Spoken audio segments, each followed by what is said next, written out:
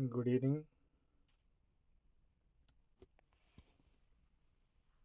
ఈరోజు విడుదల చేసినటువంటి రెస్పాన్స్ షీట్లలో అలాగే ప్రైమరీకి సంబంధించి మనం కొన్ని పేపర్లలో సైకాలజీ గురించి డిస్కషన్ చేద్దాం. అందులో భాగంగా ఆల్రెడీ ఇప్పుడు ఒక 2 పేపర్లు డిస్కస్ చేసాము. ఇంకో పేపర్గా పీజీటీ మ్యాథ్స్ 12వ తేదీ మధ్యాహ్నం జరిగిన ఈ పీజీటీ మ్యాథ్స్లో సైకాలజీ ప్రశ్నలు ఏ విధంగా ఇచ్చారు అనే విషయం ఒకసారి గమనిద్దాం.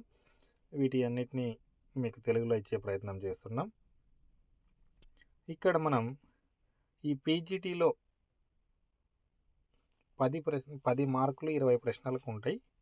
అలాగే మనకి హెచ్జిటీలో అయితే 8 మార్కులు 16 ప్రశ్నలు, స్కూల్ అసిస్టెంట్ అయితే 5 మార్కులు 10 ప్రశ్నలు ఉండే విధంగా ఉంటాయి. సరే, ఇక్కడైతే 20 ప్రశ్నలు ఇవ్వడం జరిగింది సైకాలజీలో.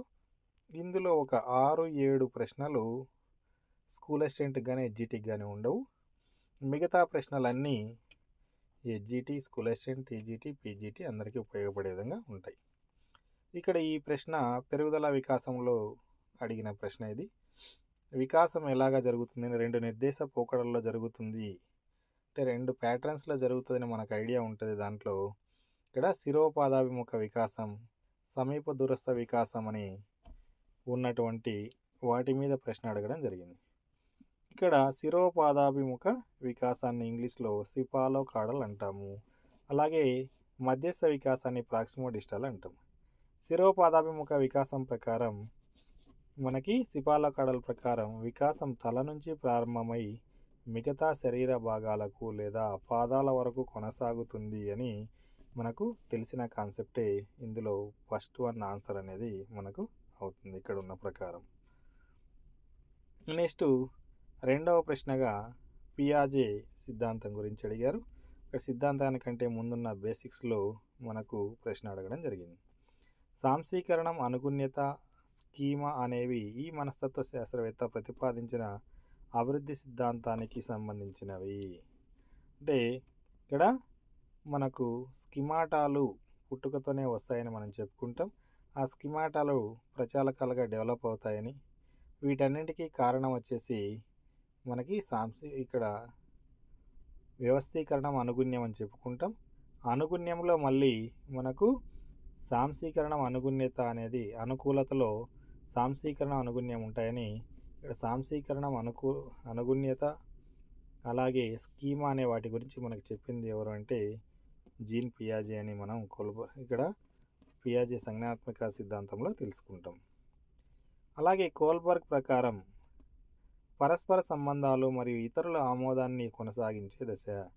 ఇతరులతో కలిసిమెలిసి ఉండడం, అలాగే అక్కడ ఇతరులతో మెప్పు కోసము లేదా ఇతరుల ఆమోదం కోసం మనం ప్రయత్నం చేసే దశ ఏది అంటే ఇక్కడ ఏమొస్తుంది ఆన్సర్ మనకి అంటే 3వ దశ, 2వ స్థాయి. అంటే ఇక్కడ మంచి బాలుడు అనిపించుకునే నీతి అనే దశలో ఇక్కడ శిశువు ఉపాధ్యాయులు, తల్లిదండ్రులు, సమాజం యొక్క ఆమోదం కోసం ఒక పనిని చేయడం అనేది జరుగుతూ ఉంటుంది అనేసి ఇక్కడ ఆన్సర్గా మనం పరిగణలోకి తీసుకుంటాం అన్నమాట. నెక్స్ట్ 4th వన్, ఇది చాలా చాలా ఇంపార్టెంట్. దీని మీద కంపల్సరీగా బిట్టు లేని క్వశ్చన్ పేపరే ఉండదు ఈ టాపిక్లో. ఎరిక్ ఎరిక్సన్ సంబంధించి మనం ఇక్కడ ఒక ప్రశ్న అడిగారు. ఎరిక్ ఎరిక్సన్ సిద్ధాంతం ప్రకారం మనకు ఈగో అనేది క్రియేటివిటీని కలిగి ఉంటుంది, సృజనాత్మకతను కలిగి ఉంటుంది.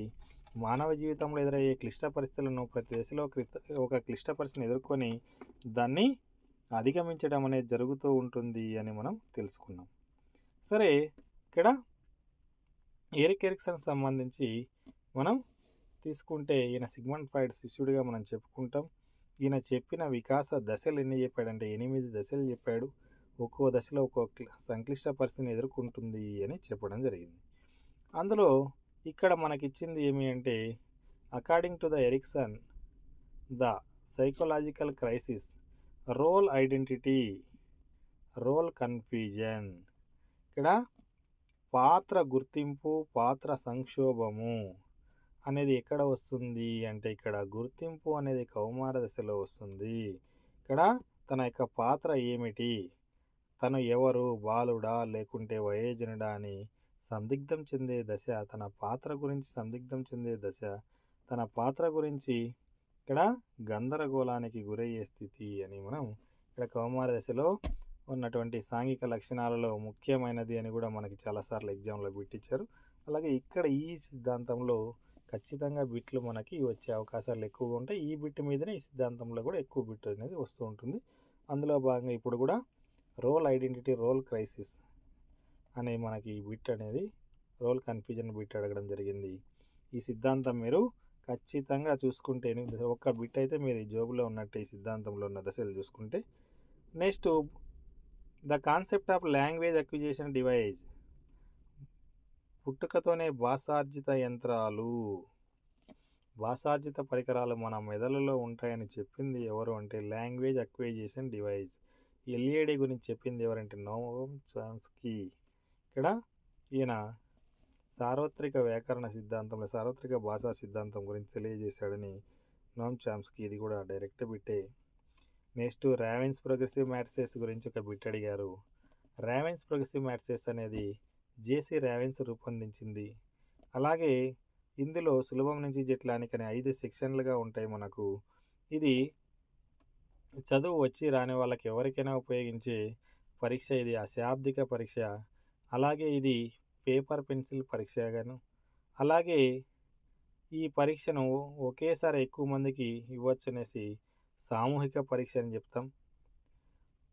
అలాగే ఇక్కడ ఇచ్చిన ఆప్షన్లలో మనకి ఏముంది అంటే జేసీ రావెన్స్ ప్రకారం ఇక్కడ ప్రగతిశీల మాత్రికలు అనునవి ఏమవుతాయి అంటే ఇక్కడ ఒక సామూహిక పరీక్ష, అలాగే పేపర్ పెన్సిల్, అశాబ్దిక పరీక్ష గుర్తుంచుకోవాలి. ఇక్కడ ఆన్సర్లో అశాబ్దిక పరీక్ష అని ఉంది. అశాబ్దిక అనేది ఆన్సర్గా మనం తీసుకుంటాం, మూడవది ఆన్సర్గా తీసుకుంటాం. నెక్స్ట్, బదలాయింపు మీద ఒక బిట్ అడిగారు. ఇక్కడ ఒక బాలుడు సంస్కృతం నేర్చుకున్నాడు, హిందీ కూడా నేర్చుకోవాలనుకున్నాడు. ఇక్కడ సంస్కృతం, హిందీ కొంతవరకు అనుకూలత అనేది ఉంటుంది రెండింటి మధ్యని. ఇక్కడ అనుకూల బదలాయింపుగా మనం పరిగణలోకి తీసుకుంటాం అన్నమాట.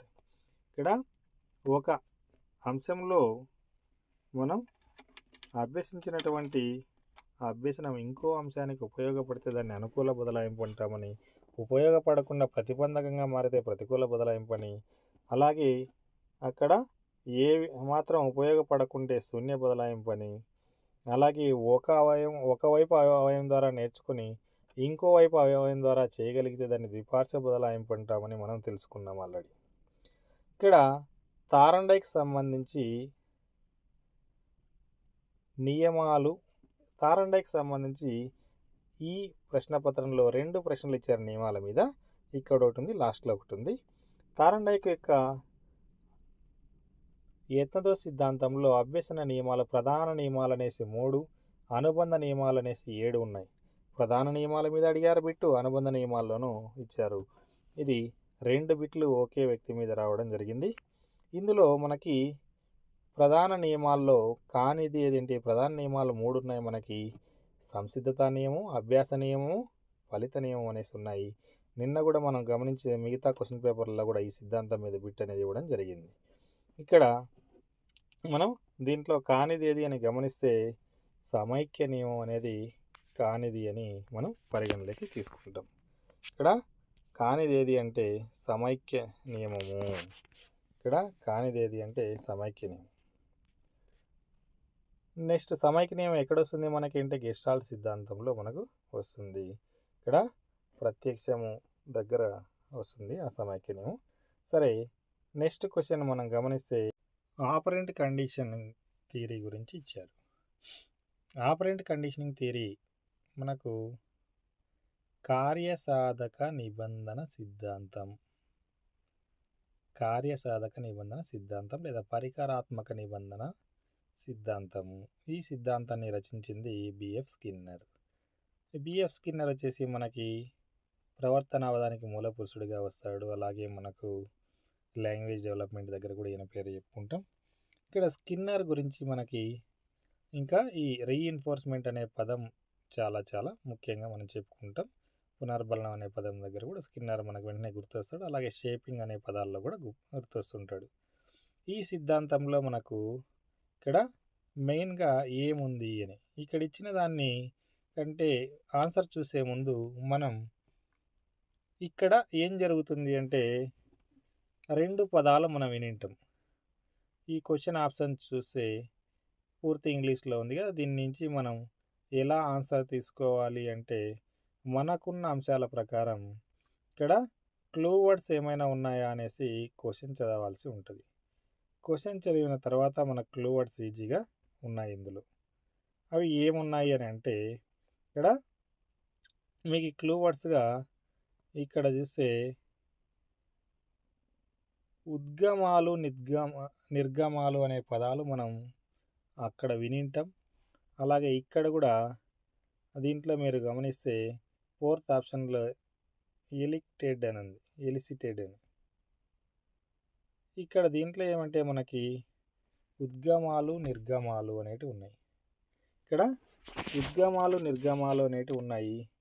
దీంట్లో మనకు పరికరాత్మక నిబంధనలు ఏమవుతాయంటే వదిలివేయబడిన ప్రతిస్పందనలు అనేటివి ఉంటాయి. అంటే వదిలివేయబడిన ప్రతిస్పందనలు అంటే ఏమి అంటే మనం ఎలాంటి ఉద్దీపన ఎదురుగా లేకుండా ప్రతిస్పందన రాబట్టే విధంగా ఉంటుంది. ఆ ప్రతిస్పందనలకు పునర్బలనం ఇవ్వడం అనేది జరుగుతుంది. అలా నిబంధనం శాశ్వతం అవుతుంది అని మనకి ఈ సిద్ధాంతంలో తెలియజేస్తుంది.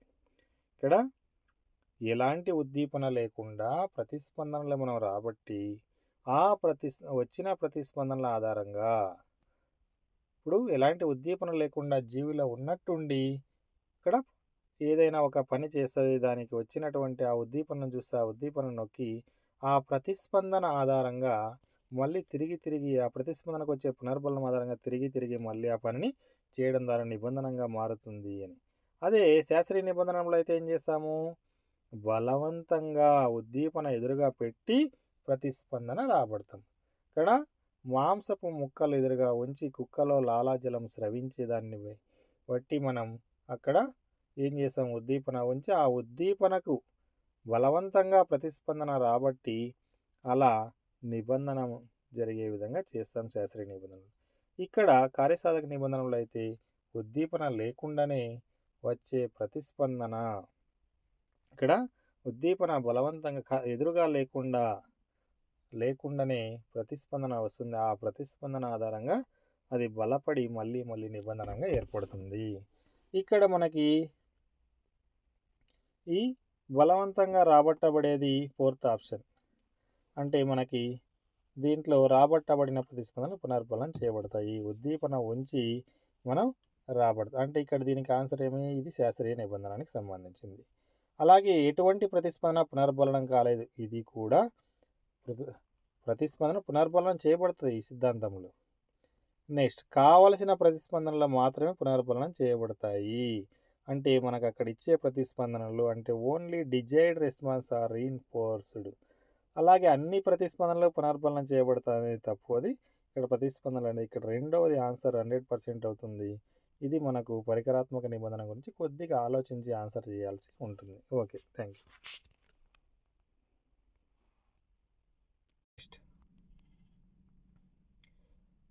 సంఘర్షణల మీద మనకు బిట్ ఇచ్చారు. సంఘర్షణల మీద బిట్ అనేది చాలా ఈజీగానే ఉంటుంది. మనం క్వశ్చన్ చదువుకుంటే చాలు.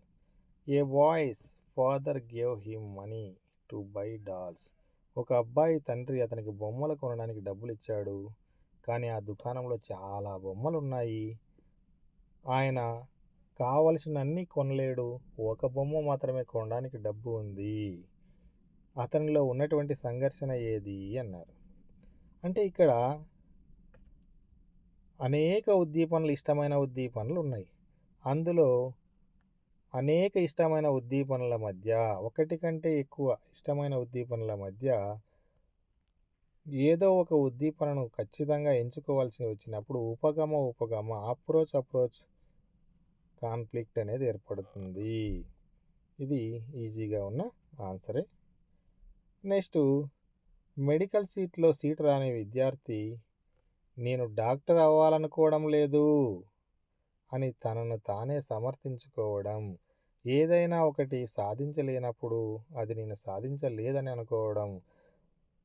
ఇక్కడ మనం అందని ద్రాక్ష పుల్లన అనే ఒక సామెత విన్నాం. నక్క ద్రాక్ష పళ్ళు తినడానికి వెళ్ళి అక్కడ అందుకోలేకపోతే మిగతా జంతువులు చూసి తక్కువగా చేస్తారేమని, నేను అవి పుల్లగా ఉన్నాయి కాబట్టి తినలేదని సమర్థించుకుంటుంది. ఇక్కడ సమర్థించుకోవడం అనేది ఏ రక్షతంత్రం కింద వస్తుందంటే, ఇక్కడ మనకి హేతుకీకరణం, రేషనలైజేషన్ అనేది వస్తుంది. ఇది డైరెక్ట్గా ఆన్సర్ చేయగలిగే ఈజీ ప్రశ్న. ఎన్ గ్రాములు అనేది ఇది ఆన్సర్ ఏమి అంటే, ఇక్కడ ఆన్సర్లో మనం చూస్తే మెమరీ హార్మోన్ ఇది ఒక రసాయనిక పదార్థంగా ఇచ్చారు. అలాగే ఇక్కడ పౌనఃపున్యాన్ని కొలవడానికి వాడే ఒక మాపనంగా ఇచ్చారు. మెమరీ ట్రేస్ అంటే జ్ఞాపక శక్తికి సంబంధించి మెదడులో ముద్రించబడితే మన మెదడులో వచ్చే మార్పులు అంటే జ్ఞాపక శక్తి జాడ, జ్ఞాపక శక్తి చిహ్నాలు, న్యూరోగ్రాములు అని మెమరీ ట్రేస్ అనేది మనకి ఇక్కడ 100% ఆన్సర్ అవుతుంది. ఆడియోమెట్రిక్ మెషిన్ అయితే దీనికి సంబంధమే లేదు. ఎన్గ్రామ్ అంటే మామూలుగా మనం ఎన్కోడింగ్ జరిగి మనకి ప్రాసెసింగ్ అనేది జరుగుతుంది మన మెదడులో. ఏవైనా ఒక అంశాలు మనం చూసినప్పుడు అవి ఎన్కోడింగ్ జరిగి మన మెదడులో ముద్రించబడేటప్పుడు నాడీ వ్యవస్థలో మార్పులు వచ్చి అక్కడ స్మృతి చిహ్నాల రూపంలో, ఎన్గ్రాముల రూపంలో మనం అభ్యసించిన విషయాలు, తెలుసుకున్న విషయాలు ముద్రించబడి మనకి అవసరమైనప్పుడు తిరిగి డీకోడింగ్ చేయబడి మనకి అందించడం జరుగుతుంది.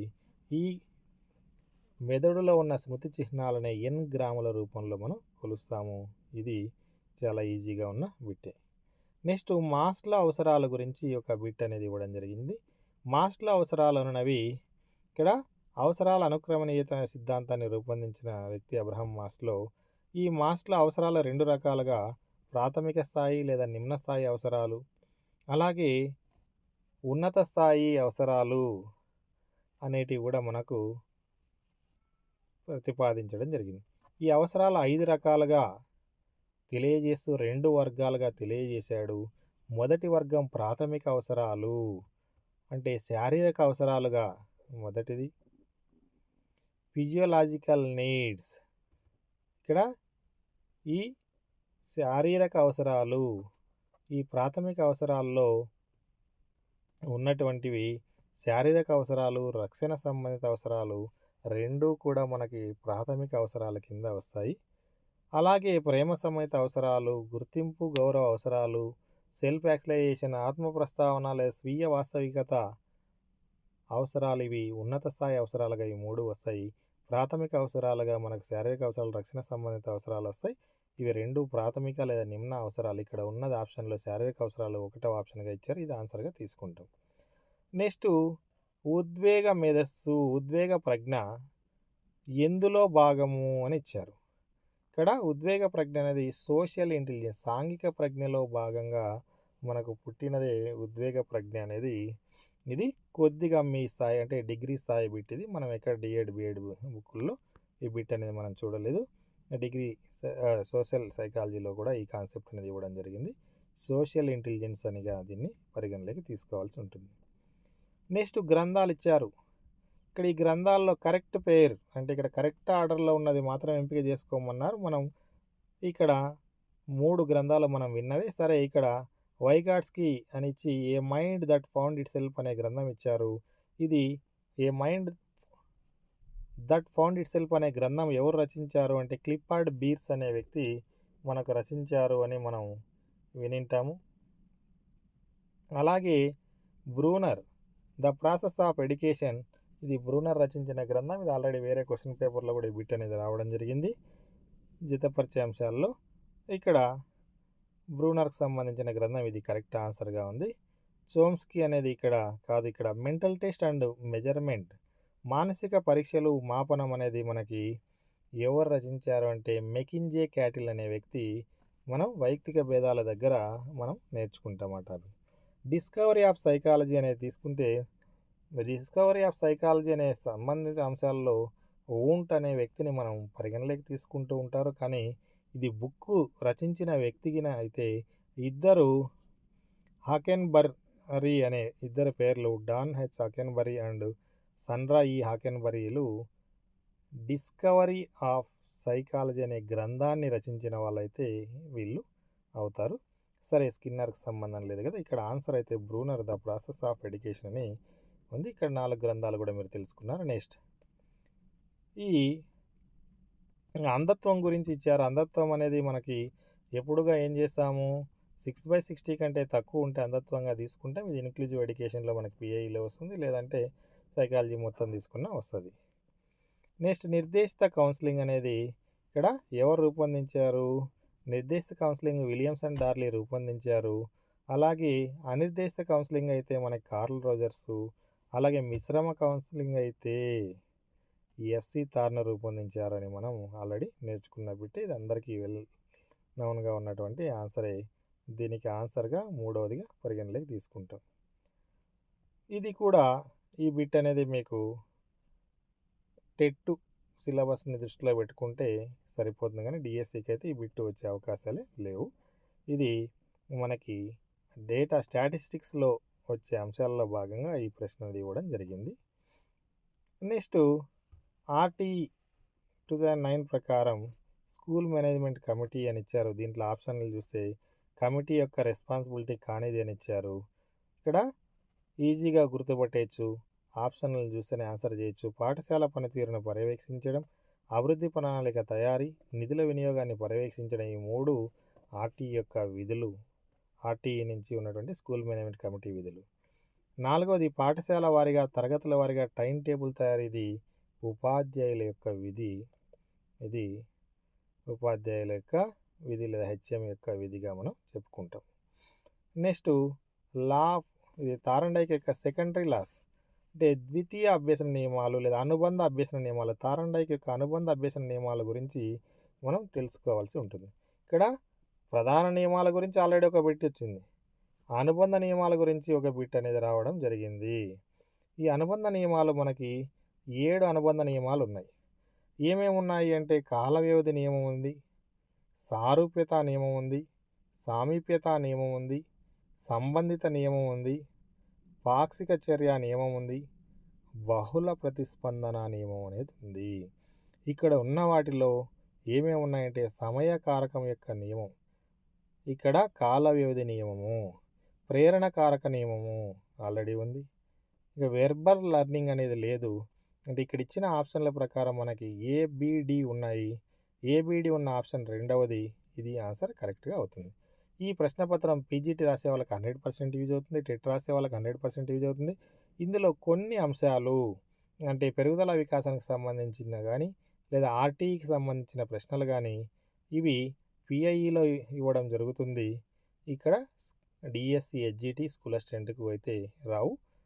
మిగతా ప్రశ్నలన్నీ అందరికీ ఉపయోగపడతాయి.